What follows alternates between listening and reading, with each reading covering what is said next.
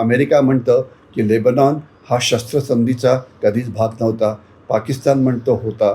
तर अशा परिस्थितीमध्ये पाकिस्तानने नेमके या वाटाघाटीमध्ये काय यश मिळवलेले आहे, या वाटाघाटींचं भवितव्य कसं असेल, पाकिस्तानने हा पुढाकार घेतल्यामुळे त्यांचा किंवा जगाचा काय फायदा झाला आहे, काय नुकसान झालं आहे, याचं आपण विश्लेषण करण्याचा प्रयत्न करू. सर्वात पहिले पाकिस्तान आणि अमेरिकेमध्ये असलेले मतभेद. पाकिस्तान म्हणतं की लेबनॉन या चर्चेमध्ये होतं, अमेरिका म्हणतं नाही. याचाच अर्थ की कॉमन निगोशिएटिंग जे फ्रेमवर्क असतं किंवा कॉमन निगोशिएटिंग ज्या अटी असतात त्या तयार झालेल्याच नाही आहे. तर त्याच्यामुळे याच्यापुढे अजून त्यांना पहिले त्या कॉमन मिनिमम ॲक्सेप्टेबल जो प्रोग्राम आहे त्याच्यावरती मान्यता करायला पाहिजे आणि याच्यामुळे चर्चा जी आहे ती अजून गुंतागुंतीची झालेली आहे. आणि पाकिस्तान जे वाटाघाटी करण्यात मदत करतं आहे, पाकिस्तानची क्षमता किती आहे, पण तो दाखवलं असं जातं की पाकिस्तान आता फार जवळचे आहेत डोनाल्ड ट्रम्प यांच्या. खरं म्हटलं तर डोनाल्ड ट्रम्प यांना कोणाचीही गरज नाही. ते म्हणतील ती पूर्व दिशा हा त्यांचा नियम असतो.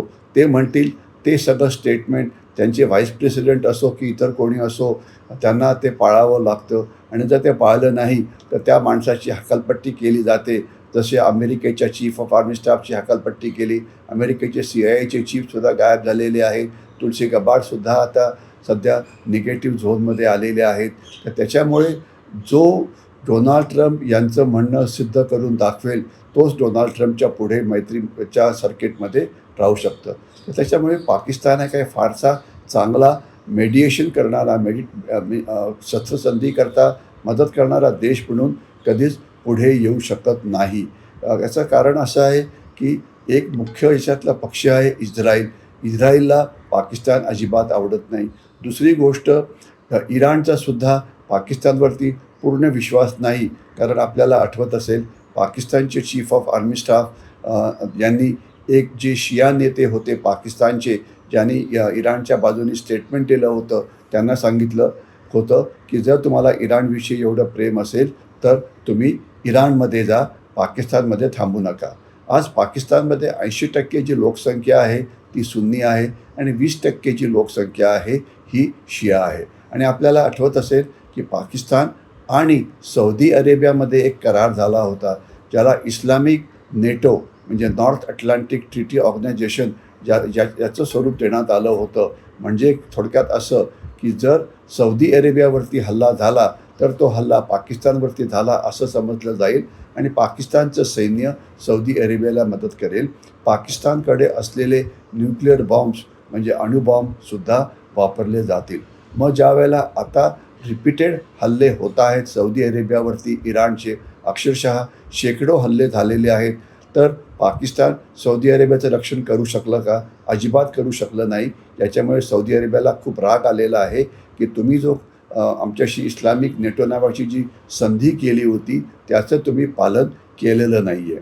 म्हणजे आणि असं पण म्हटलं जातं की सौदी अरेबिया अतिशय कीन होतं की अमेरिकेचं हे जे युद्ध सुरू होतं इराणच्या प्रकरणामध्ये ते चालू राहावं. ज्याच्यामुळे सध्या मानलं जातं की 80% इराणची शक्ती नष्ट झाली असावी. सौदी अरेबियाला असं वाटत होतं की ही 100% बर्बाद केली जावी. कारण इराण म्हणजे जो शिया वर्ल्डचं नेतृत्व करतो हा मध्य पूर्वेतल्या शांततेकरता अत्यंत मोठा धोका आहे असं त्यांना वाटतं. म्हणजे सौदी अरेबिया पाकिस्तानचे सर्वात मोठे मित्र पाकिस्तानच्या बाजूने नाही. इराण जो संधीमध्ये एक महत्त्वाचा दुवा आहे तो पाकिस्तानवरती विश्वास ठेवत नाही. इस्रायल तर पाकिस्तानवरती विश्वास ठेवणं शक्यच नाही आहे.